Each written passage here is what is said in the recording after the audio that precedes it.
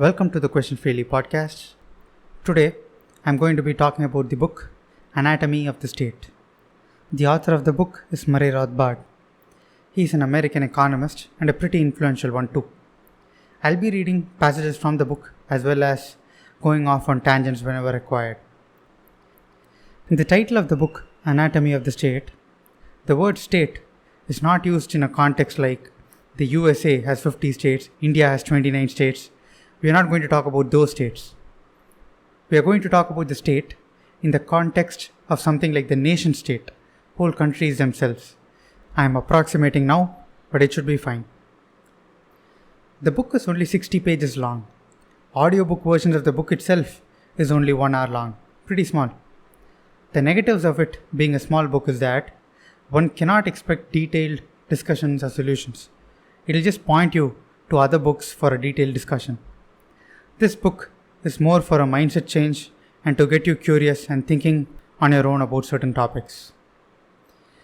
Without further ado, I shall now get into the book, and the first 2 chapters are what the state is not and what the state is.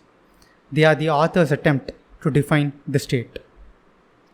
So chapter 1, what the state is not. The first chapter begins with a popular assumption of what the state is. Reading from the book, the state is almost universally considered an institution of social service. Some theorists venerate the state as the apotheosis, the peak or pinnacle of society. Others regard it as an amiable, though often inefficient, organization for achieving social ends. But almost all regard it as a necessary means for achieving the goals of mankind, a means to be ranged against the private sector. With the rise of democracy, the identification of the state with the society has been redoubled, until it is common to hear sentiments which are not sensible and violate common sense. Sentiments such as, we are the government. If we are the government, then anything a government does to an individual is not only just and untyrannical, but also voluntary on the part of the individual concerned. If the government has incurred a huge public debt, which must be paid by taxing one group for the benefit of another, this reality is obscured by saying that we owe it to ourselves. If the government conscripts a man or throws him into jail for dissident opinion, then he is doing it to himself, because he too is part of the government, and nothing wrong has occurred. End of paragraph. This perspective that we are the government makes it easy to accept all that. The author then emphasizes the point that we are not the government, repeating the slogan that we are the government is just a tactic to stifle disagreements whenever the majority overrides the minority in a collective action. Let's take a hypothetical example and do some maths to see how collective actions can easily give rise to dissent.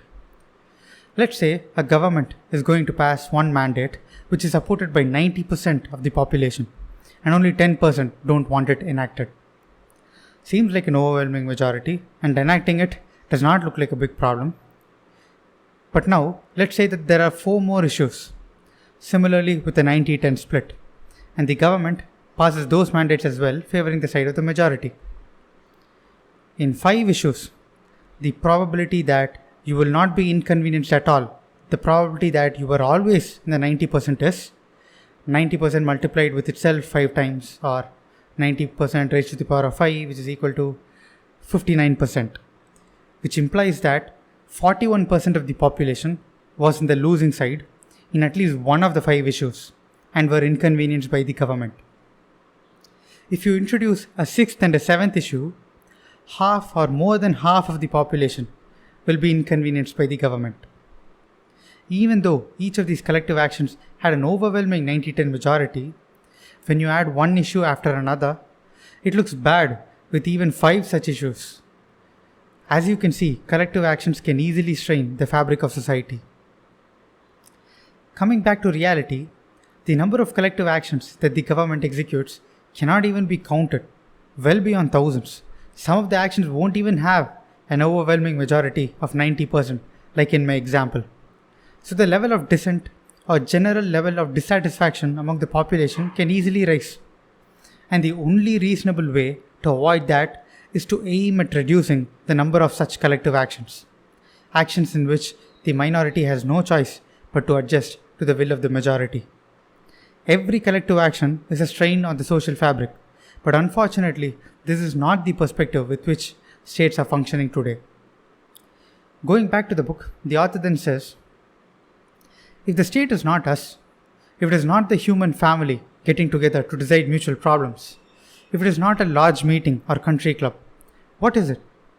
Briefly, the state is that organization in society which attempts to maintain a monopoly on the use of force and violence in a given territorial area. In particular, it is the only organization in society that obtains its revenue not by voluntary contribution or payment for services rendered, but by coercion. End of paragraph. This definition may seem outlandish, provocative, anti-government, anti-national, and any other bad word that you can throw at it. But it is not technically wrong. That's the sad part. The state is the only entity which can use force legitimately. It has a monopoly on violence. I cannot lock another person in my bedroom and say that I have legitimately imprisoned that person. So that part of the definition is true. And about the second point, I as an individual or other entities and corporations all can make money only by offering some product and services. Some can collect money through voluntary donations from others as well. But those are the only two choices, productions of goods and services or donations, both happening through voluntary participation from customers. On the other hand, the state generates revenue through compulsion, which is backed by the threat of violence.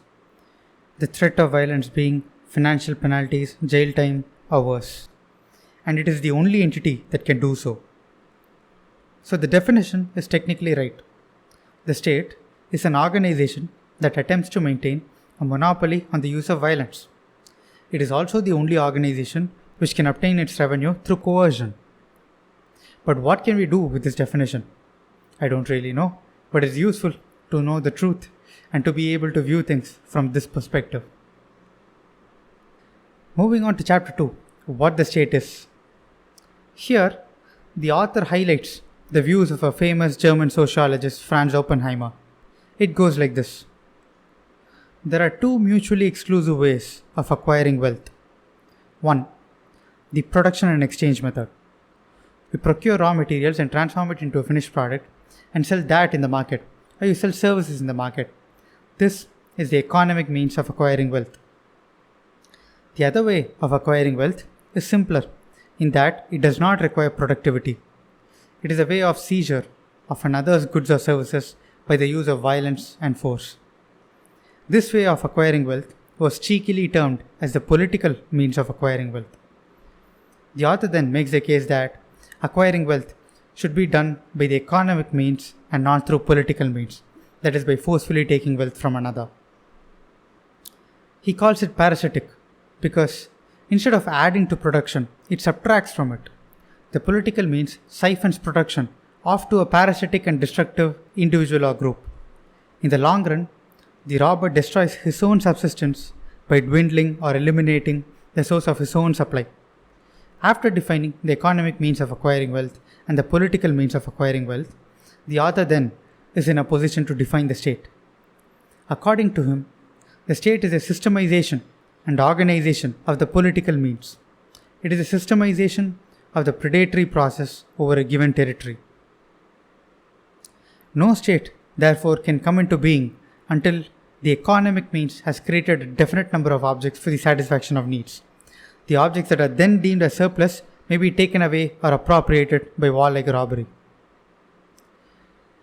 Even though this definition of state may seem harsh and malevolent, however, technically, again, this too is true. Historically, we have seen examples where the state tries to rob the society unsustainably through political means compared to what the society is actually producing through economic means. The state then collapses or takes a pretty big hit. One such example is the Soviet famine of 1932-33. Millions of people died due to starvation as a result of bad government policies. The state, Soviet Union, went after the land-owning peasants. they were arrested, deported, or executed and had their lands seized by the state. This was done because the state wanted to take care of agriculture. It was a collectivization program. Agricultural land was collected and then redistributed by the state. In the early 1930s, over 91% of the agricultural land became collectivized. The incentive to produce high quantity and quality crops was taken away from the peasants, as the government would take a majority of the produced crops and pay extremely low prices. As a result, agricultural output fell. Starvation ensued and millions died. All because the state stole from the peasants in the name of redistribution. This was an example when the consequence of state interfering and robbing was mass death. However, this was not an isolated incident. There's the Great Chinese Famine, which took place in the early 1960s. The death toll was even higher in this example. And after causing mass death, the state will reverse its policies and become a little bit more capitalistic because it realizes that it had interfered more or robbed more than what it should have and corrects itself. But it still continues to rob, just at a more sustainable scale, so there is less of a complaint about it. I used to have this imagination in my head that the government was something that all of us free individuals got together and then formed to make our lives easier, going by the famous slogan, of the people, by the people, for the people. However, I am not sure that that is the case. Even if the government was formed that way long ago, what it has become now is not that. The next paragraph from the book tries to shatter that illusion. The state has never been created by a social contract. It has always been born in conquest and exploitation. The classic paradigm was a conquering tribe pausing in its time-honored method of looting and murdering a conquered tribe to realize that the time span of plunder would be longer and more secure and the situation more pleasant if the conquered tribe were allowed to live and produce, with the conquerors settling among them as rulers exacting a steady annual tribute. End of paragraph. If you put on a cynical hat and think about the general trend that has spanned over the past 4,000 years, initially you had the bandits who, upon conquering another settlement, would loot, steal, and plunder. This is the least sophisticated way of robbery and violating another's liberty. After that, a more sustainable tactic came about. The conquerors would let the conquered live in peace, but extract a steady tribute from them or exploit the natural resources in the conquered land. But in return, the rulers did provide a relatively stable political and economic climate. These were the times of empires and dynasties. This was a more sophisticated way of violating another's liberty and a more dignified way of robbery. It doesn't seem meaningful to call kings as robbers, even though that is what they were doing on one hand, while being useful for other set of reasons. This was more sustainable. Imagine you were a craftsman or an artisan in central India sometime before the British invasion. One year you are ruled by the Cholas and you bow your head and pay some form of tax to them. A year later, it's the Marathas. And then a few decades later, you are now ruled by the Mughals. But still, your life went on. You kept paying taxes and bowing your head to some ruler or the other, and you were not bound to any specific ruler or empire. But there was no democracy or illusion of democracy either. After that tactic, we have our current times. It's almost like all the dynasties got together and made a pact not to wage wars for territorial expansion. Not out of benevolence and all that, but because it would be advantageous to them as well, because there's a reduced threat that their rule will get uprooted by another ruler. By providing the seemingly stable environment, politically and economically, and in fact, by doing anything and everything that can be justified under the cause of stability and safety, we now have a seamless and sustainable way of robbery, the flow of wealth from individuals to the government. Of course, the government claims to redistribute it to some extent for the welfare of all, doing things to please the majority, and that is not done out of benevolence. That is done so that they get to stay in power longer. Just to clarify, I'm not trying to be hyperbolic here. I'll give credit where credit is due. Of course, there's less violence now, and the world is a safer place now than it was before. That's the general trend, and that is true. But what I'm concerned about is considering today's world as the end state and patting ourselves on the back that we've reached the finish line. Oh, we're in a democracy. This is wonderful. I can vote. This is heaven. And to that, I'm saying no. There's still a lot of room for improvement. The world we're living in is not the best that it can be for empowering individuals. And it's not even clear that we own our bodies 100%. We can only do what the government allows you to do with your own bodies with regards to medical treatments and drugs, even though those actions do not pose a risk to anyone else. We can at least start there in the pursuit of improvement. Moving on to the third chapter, how the state preserves itself. In this, the author reminds us how things were in the past, how the relationship between the rulers and the citizens has evolved over time.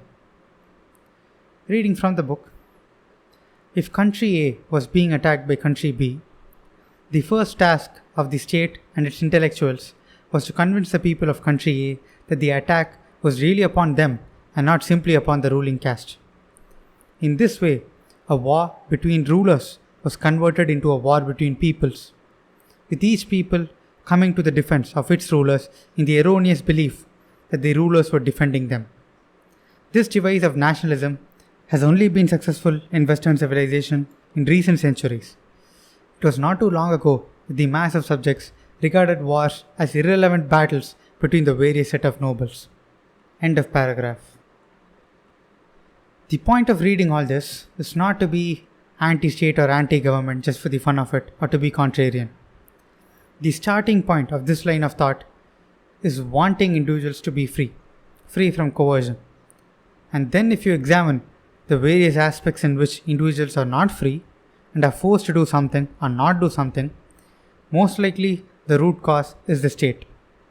The most generous explanation for such coercive actions is good intentions but bad actions from the side of the state. You don't have to be convinced that governments are purely evil and that we must raise them to the ground right away and all that. That is not what I'm after. But I implore you to do this. Temporarily suspend the concept that folks in government are public servants and they are living and breathing just to make your lives easier because they are very kind and benevolent. Let's just suspend that illusion and instead imagine that you're being ruled by a faceless king, the whole government being the king, not just the prime minister or the president. The king naturally has enormous power to poke around in your personal life and at times sadly even kill a few civilians, journalists or whomever here and there for whatever is decided as a greater good. You also have to forcibly pay taxes to your king because that is used by your king to protect you from other kings. Consider that perspective, that line of thought seriously and then evaluate whether that is a closer representation of the real world or whether the perspective that government is your benevolent servant a more accurate representation. I leave it up to you. After hearing this, it's not uncommon for one to say, No, I live in a democracy. I have all freedoms, I have the power to vote, I can even start my own political party, or join an existing party, and then become the Prime Minister or the President. All that is true. You have the option to customize the king that is going to rule over you to some extent, and you also have a minuscule possibility of becoming a part of the king itself. But my point is, there's always going to be a king. But should it be that way? If we ask ourselves this question, how is it that a democratic system itself can end up looking similar to a monarchy? The fundamental reason is this. Your incentives or an individual's incentives is not aligned with the government's incentives. What is best for you is not best for the government, and what is best for the government is not necessarily best for you in many cases. Let's think about it. So once you have a government with people in various positions of power, what are their incentives? Their incentives are to appear as if they are solving more and more problems. They want to identify problems, sell the idea that there's a problem, and then sell the solutions to those problems. They want to undertake more and more government projects. They want to employ more people under them. They want to move up the rank and be in charge of a greater number of things, the government naturally expands. This expansion is similar to how corporations and companies expand as well. The people in a company also have the same set of incentives. The company initially starts as something small, offering just one product or service, and then after generating revenue and profit, it expands, offers more products and services as the years go by, case in point Amazon. But there are differences between a company and a government. A company cannot force customers to buy its product, but a government can. In many domains, the government does not allow competition and is the only service provider. And two, a company has the pressure of generating revenue, which means that they have to convince the customers to buy their product. More power is in the hands of the customer. But governments are not so much limited by the worries of revenue generation. Governments can keep funding bad ideas and projects because they have less skin in the game. It's the people's money they are playing with, not their own. Because of these two reasons, it's easy for governments to expand despite offering poor services and products. And this expansion is relatively unchecked. Coming back to my original point, that an individual's incentives are not aligned with the incentives of the government, I don't think we can change that. That is how it will naturally be. The bitter pill that we have to swallow is this: the best person to take care of you is you yourself, period. In any instance, when we offload the responsibility of our well-being to someone else or some other entity, there's always a risk. But on the other hand, obviously you cannot take care of everything on your own. Sometimes you might need a lawyer, a plumber, an electrician, a doctor. But whenever you need the services of someone else, if you have more choices, you're better off. If you can pick among numerous hospitals which hospital you want to go to, the chances of you getting a good treatment is higher. That's what competition does. However, if you're choiceless and there's only one hospital, may God help you. And that's the situation we're in with governments. When there's a centralized system or a monopolistic system, it can look good when things are doing well. But in due course of time, when the central node commits a mistake, the damage will be high. It's a fragile system. If you want the system to be anti-fragile, the things have to be decentralized. Coming back to the book, in this chapter, the third chapter, How the State Preserves Itself, the author is quite critical of intellectuals and the role that they play in the preservation and expansion of the state. The critique goes something like this: given that a state is existing, it must have the support of the majority of its subjects. The support can be active enthusiasm or passive resignation from the people. If that is not there, the state is risking the possibility of active resistance from the majority of the people, and that is not good. The state does not want that. To achieve this, the state, as a class, will consist of enough people to get stuff done, or at least act like getting stuff done. This class of people are primarily going to be supported through the political means of acquiring wealth, siphoning off from the productivity of the population. So the people who belong to the state will find it beneficial for the state to exist. But still, this is not enough people to get the acceptance of the majority. And this is where intellectuals come in. The state will prop up and support ideas that are pro-state. The majority must be persuaded by ideology that the government is good, wise, or at least inevitable, and certainly better than other conceivable alternatives. The state has to do this in order to gain majority acceptance, and this is why state needs intellectuals. On the other hand, what do intellectuals have to benefit from the state? Intellectuals whose ideas are pro-state fare better. The state helps in propagating their ideas. Their livelihood would be more secure compared to other intellectuals whose livelihood in a free market of ideas is not too secure. And if they're lucky, they can even become part of the state. This alliance between the state and the intellectuals, or a subset of them, will naturally occur, and it is our duty to be aware of it and guard against it. The author then ends the chapter with what he considers to be the greatest threat to the state and how the state guards against it. The greatest danger to the state is independent intellectual criticism. There is no better way to stifle that criticism than to attack any isolated voice, any raiser of new doubts, as a profane violator of the wisdom of his ancestors, and to convince the people that there is an attack on tradition. Another potent ideological force is to deprecate the individual and exalt the collectivity of society.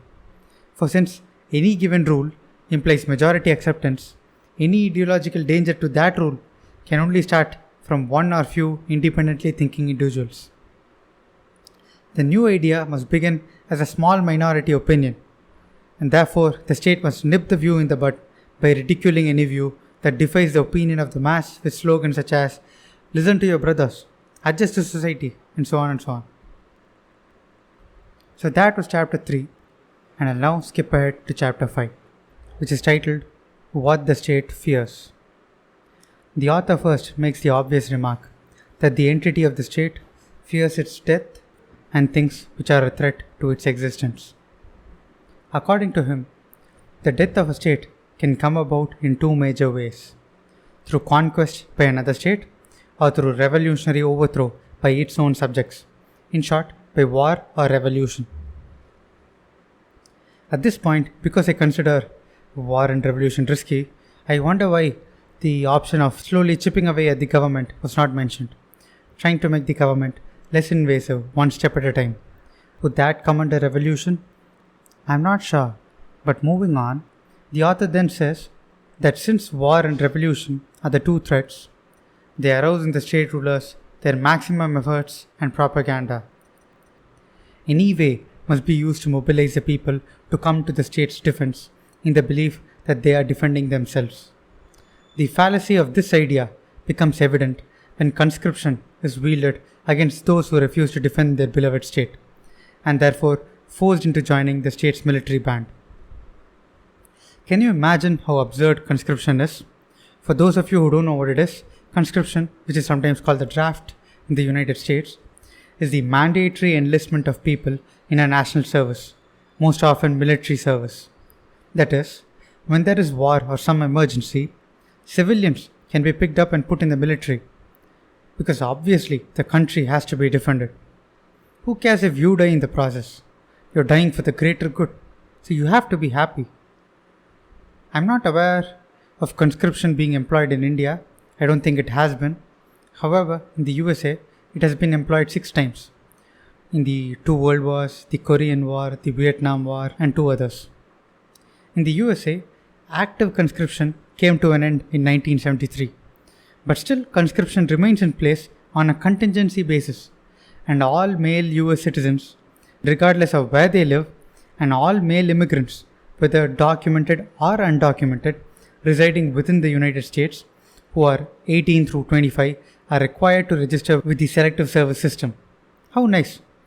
The federal law also continues to provide for the compulsory conscription of men between the ages of 17 and 45 and certain women for militia service. Obviously, I don't think the state will risk its popularity by employing conscription wantonly and arbitrarily. But isn't it a joke that they have this option in the first place to force you to do something this big? If at all I am drafted into the military forcibly in some imaginary country, the first person I will kill is my commander or whoever is giving me the instructions. And if there are 10 other idiots like me across the nation, that should be enough to make the government think twice about conscription. It is frankly surprising, to me at least, to see the things that the state tries to get away with in the name of patriotism, trying to exploit the natural tendency of a person being attached to the place they were born in or grew up in. These days, in my opinion, it's getting harder and harder to be patriotic. Let's say an individual is paying taxes and can see the various stupid things that the taxes are being spent on. And on top of that, if he tries to save money in a bank in the form of the national currency, the government keeps printing more money and devalues your savings. It's almost like the more you know, the harder it is to be patriotic, objectively. Being patriotic towards a football team or a cricket team does not have serious negative consequences. It is fun, there is social cohesion from that, all seems good, but being patriotic towards a nation can have consequences. You can develop blind spots, you might not be objective, you will end up defending decisions in a partisan fashion, and as a result of those decisions that you defend, if you suffer, there is nothing wrong with that. But if others suffer, then that is immoral. You can be patriotic towards Apple, Google, Dell laptops, some furniture brand and all that, or you can buy their products with apathy and just treat them as a service provider for which you are paying for.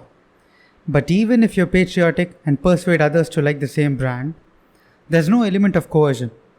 There's no one pointing a gun to someone's head and forcing them to buy a certain product. But with nation states, it's different.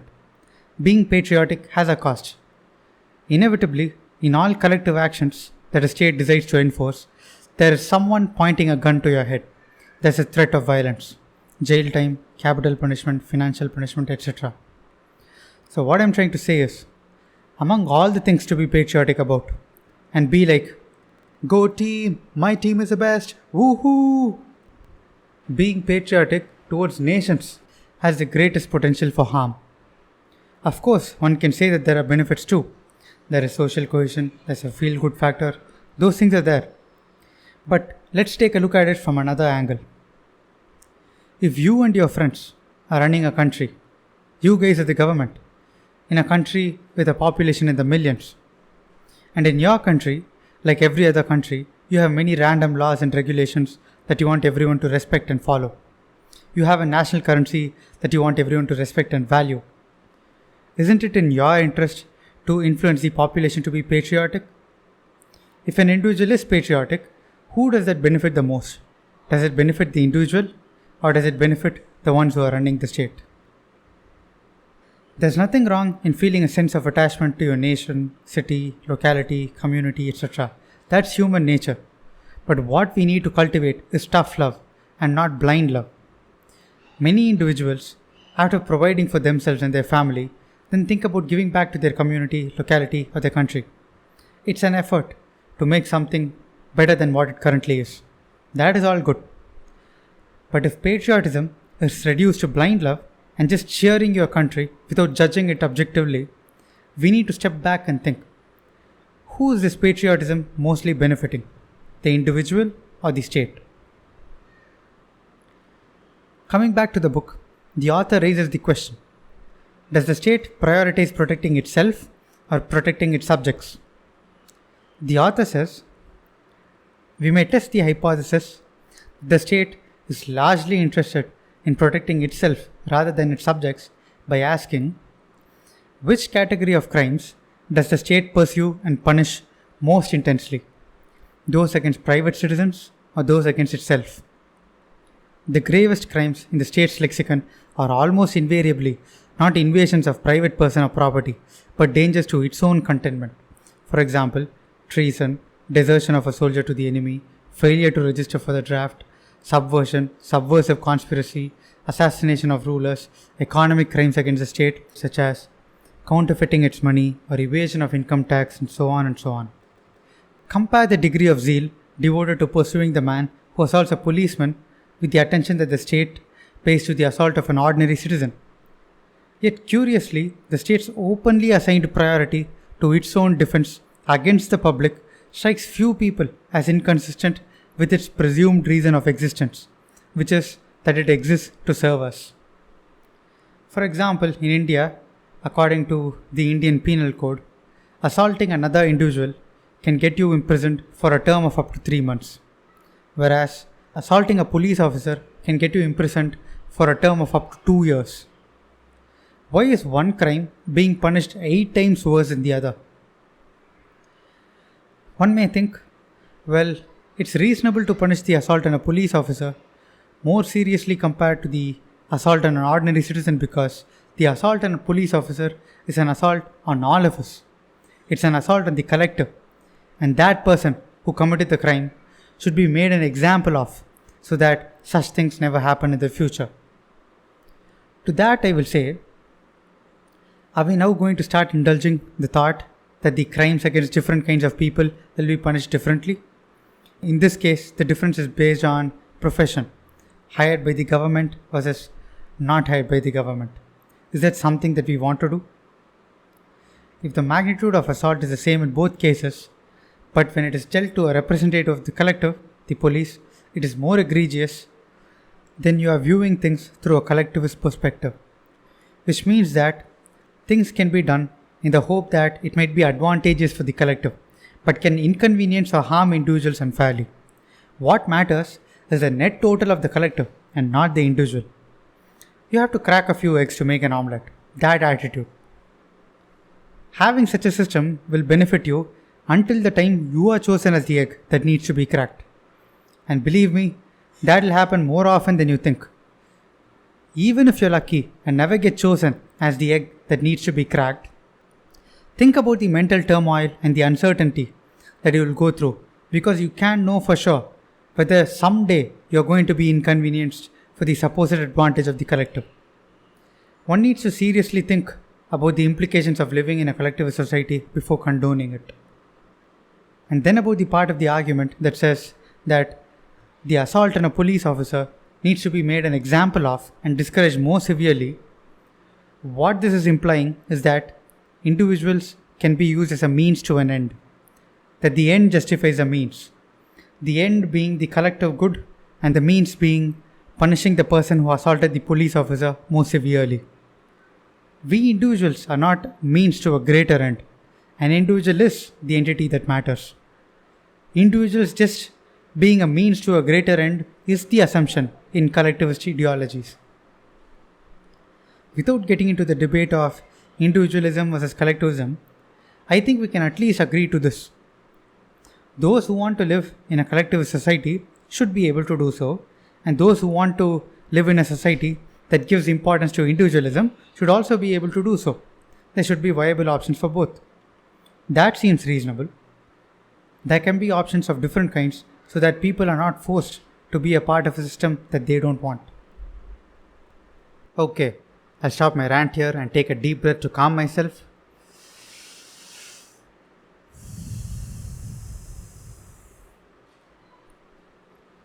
And then move on to chapter 7 in the book, History as a Race Between State Power and Social Power. This is how calm I want to be, and I wish I had done the whole episode this way, but it is too late to re-record now. In the last chapter, the author uses some ideas of Albert J. Nock. Similar to the ideas of economic means of acquiring wealth and the political means of acquiring wealth that was described initially, here he talks about two contesting forces, social power and state power. The author says, social power is man's power over nature, his cooperative transformation of nature's resources and insight into nature's laws for the benefit of all participating individuals. State power, on the other hand, is the coercive and parasitic seizure of this production, a draining of the fruits of society for the benefit of the non-productive, actually anti-productive rulers. While social power is power over nature, state power is power over man. Through history, man's productive and creative forces have time and again carved out new ways of transforming nature for man's benefit. These have been the times when social power has spurted ahead of state power and when the degree of state encroachment over society has lessened.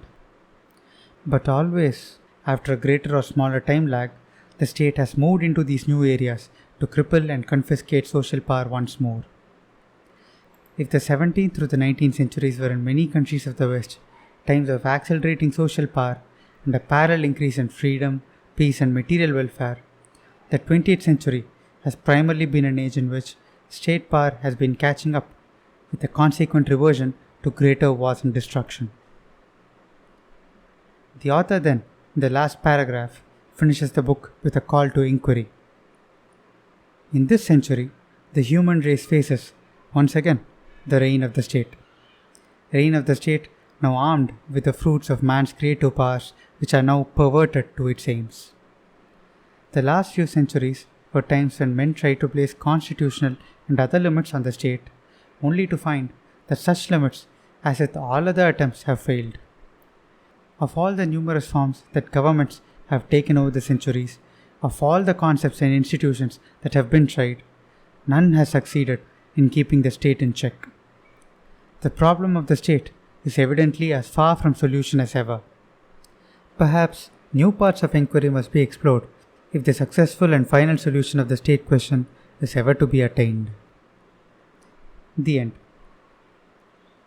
The ending was honest and with a tone of low confidence, admitting the unsolved problem of reigning in the state. That should make us wonder, is it realistic to expect that sometime in the future the state can be kept in check? Or should some ruler or entity always encroach on the liberty of its citizens in order to keep the wheels in motion? Is passive resignation towards the state a result of an unimaginative mind? Or can we at least help create a world where there are more options and see which ones people gravitate to and which systems last? These are questions to which I won't claim that I know the answers. For now, I am in the pursuit of finding the right questions in the hope that better answers will be found in the days to come.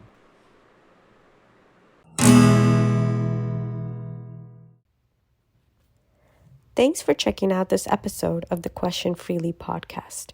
If you like this episode, follow or subscribe to the channel so you are notified when new episodes are out. Do share it with your friends who might like this. And if you're on YouTube, feel free to leave a comment below if you want to share your thoughts. Until we meet again, adios.